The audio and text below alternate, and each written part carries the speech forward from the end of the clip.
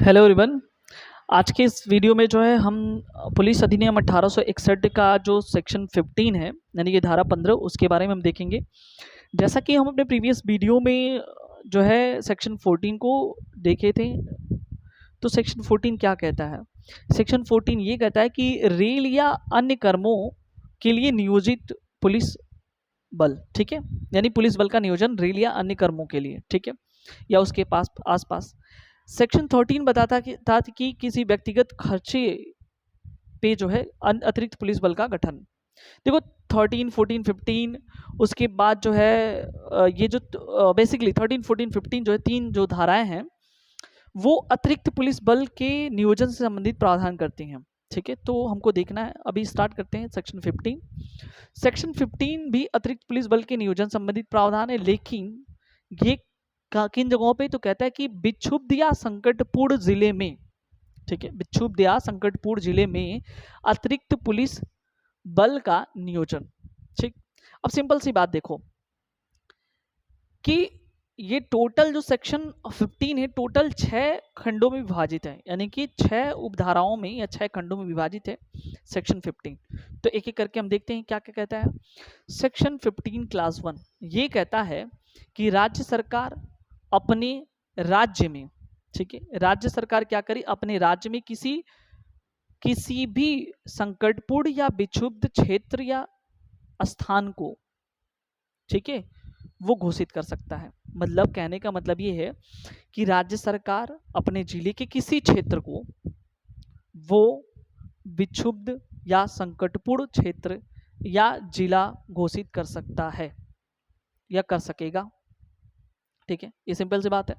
15 class 2 क्या बताता है कि ऐसे संकटपूर्ण जिले या विक्षुब्ध स्थान या क्षेत्र को घोषित करने के पश्चात, ठीक है, ऐसे संकटपूर्ण विक्षुब्ध क्षेत्र को घोषित करने के पश्चात राज्य सरकार क्या करेगी?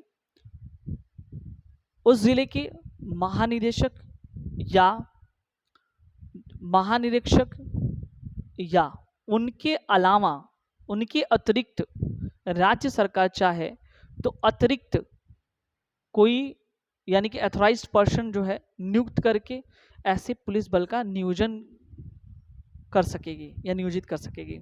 ठीक है, फिर से एक बार समझते हैं कि क्या होता है कि सेक्शन 15 का क्लास 2 ये बताता है कि अगर राज्य सरकार क्या करेगी? पुलिस बल का नियोजन करेगी। किसके द्वारा होगा?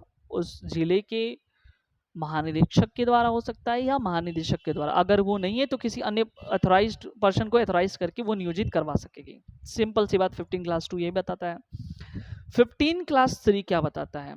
तो ये बताता है 15 क्लास 3 कि क्लास 5 यानी उपधारा 5 के उपबंधों के अधीन, ठीक है, उपधारा 5 में जो चीजें वर्णित हैं उसके अधीन जो है रहते हुए राज्य सरकार ये आदेश देगी कि पुलिस बल का खर्चा जो है कौन वहन करेगा? उस क्षेत्र के जो निवासी हैं या निवासी जो भी हैं, या कह सकते हैं कि व्यक्तियों का जो समूह है वो खर्चा जो है उसका वहन करेगा। हाँ, इसमें बेसिक छूट ये है कि राज्य सरकार अगर चाहे तो वो छूट दे सकती है। ठीक है, एक बार फिर से हम देखते हैं 15 क्लॉज 3 क्या कहता है। 15 क्लॉज 3 ये कहता है कि जो खर्चा है ऐसे पुलिस बल का नियोजन जहां पे हुआ है संकटपुर जिले में, उसका खर्चा कौन वहन करेगा?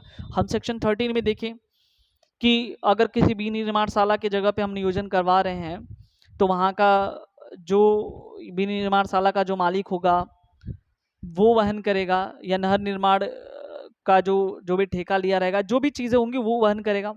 व्यक्तिगत खर्चों पे तो सिंपल सी बात है व्यक्ति खुद वहन करेगा।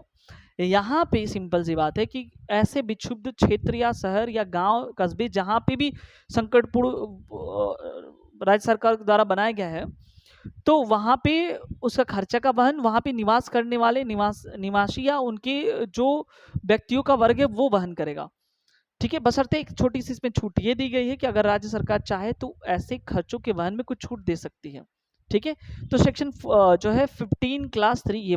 और वहीं जो है सेक्शन 15 का क्लास 4 ये बताता है कि मान लो कि वो लोग देंगे, लेकिन कितना देंगे, कितने अमाउंट में देंगे, तो हम ये कह सकते हैं कि डिस्ट्रीब्यूशन जो खर्चा होगा, ठीक है, खर्चे का, या कह सकते हैं कि जो भी प्रभाजन या डिस्ट्रीब्यूशन या विभाजन ये कह सकते हैं, वो किन के द्वारा किया जाएगा, तो जिस जिले में ये चीज़ें हो रही है ना, उस जिले के मजिस्ट्रेट के द्वारा जो है उस चीज़ का प्रभाजन या विभाजन किया जाए।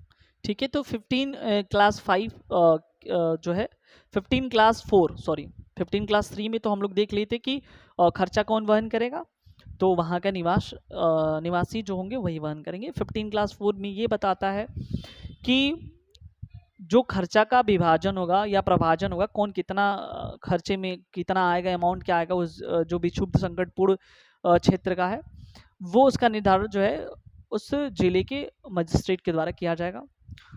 और 15 क्लास 5 ये बताता है कि राज्य सरकार जब चाहे, जब उसको लगे, वो विक्षुब्ध संकटपूर्ण जिले से क्या करे, घोषित करने के पश्चात, यानी या चाहेगा कि उसको उसका टाइम पीरियड बढ़ा सकता है, या उसको लगे कि ऐसा सब चीज़ें मेंटेन है, सही है, संकटपूर्ण कुछ लग नहीं रहा, आशंका नहीं प्रतीत हो रही है, तो ऐसा करेगा, वो अतिरिक्त पुलिस बल को हटा भी सकता है। ठीक है, यानी कि सेक्शन 15 क्लास 5 में ये बताया गया है कि 15 क्लास 6 में, 15 क्लास 5 में तो हम बता ही दिए हैं कि वो जो है कौन उसका जो है किससे वसूला जाएगा। ठीक है, ये बताया किससे वसूला जाएगा उसका पैसा, तो ये बताया गया है। 15 क्लास 6 में जो है ये बताया गया है कि राज्य सरकार को अगर ऐसा प्रतीत होता है तो वो आगे बढ़ा भी सकता है, या ऐसे पुलिस बल का जो नियोजन है उसको हटा भी सकता है। ठीक है, इसी से संबंधित जो है भारतीय साक्ष्य अधिनियम की एक धारा है 111A। ठीक है, इसमें ये बताता है कि अगर किसी राज्य सरकार के द्वारा किसी विक्षुब्ध या संकटपूर्ण जिले या क्षेत्र को घोषित किया गया है, और ऐसे क्षेत्र में कोई व्यक्ति आयुध द्वारा पकड़ा जाता है, तो ये मान के चला जाएगा कि उस क्षेत्र को विक्षुब्ध करने में उसका हाथ है या उस शामिल है। ठीक है, तो आई थिंक ये वीडियोस आपको समझ में आया। ये कॉन्सेप्ट चूँकि लंबा था, 6 खंडों में विभाजित था, तो सेक्शन 15 जो है हम लोग अच्छे से देख लिए। ये वीडियोस कैसा लगा आपको, कमेंट सेक्शन में कमेंट करके ज़रूर बताइए। ठीक है, क्या ये आपके लिए हेल्पफुल है? अगर है तो कमेंट सेक्शन में बताइए, नहीं है तो भी बताइए। आने वाले वीडियोस में और अच्छे से सुधार करके बताया जाएगा।